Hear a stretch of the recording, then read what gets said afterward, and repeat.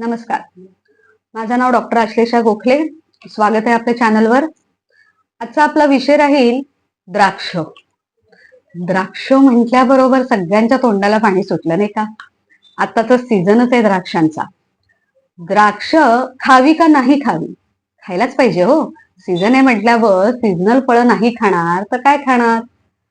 पण आता येणाऱ्या द्राक्षांनी लहान मुलांना, मोठ्यांना, सर्वांना लगेच कफ होतो.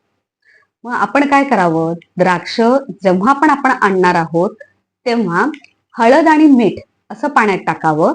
त्याच्यात एक तासभर बुडवून ठेवावे, म्हणजे त्याच्यावर असलेले पेस्टिसाइडचं प्रमाण कमी होईल आणि मग तुम्ही द्राक्ष खावीत.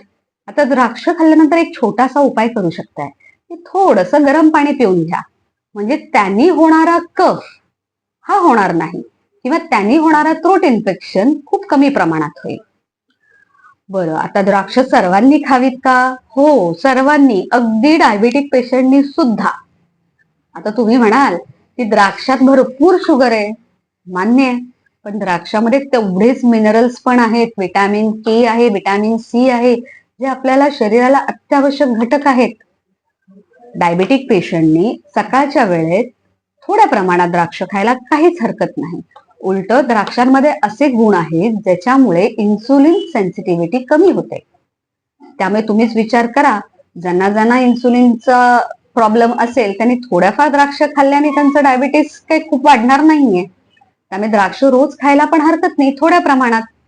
आणि द्राक्षांनी बेसिकली तुम्हाला भरपूर प्रमाणात पाणी आणि साखर असं शरीराला मिळतं. त्यामुळे तुम्हीच विचार करा, आता द्राक्ष खायचेत का नाही खायचे आहेत? खाणार ना सर्वजण? नक्की खा. धन्यवाद.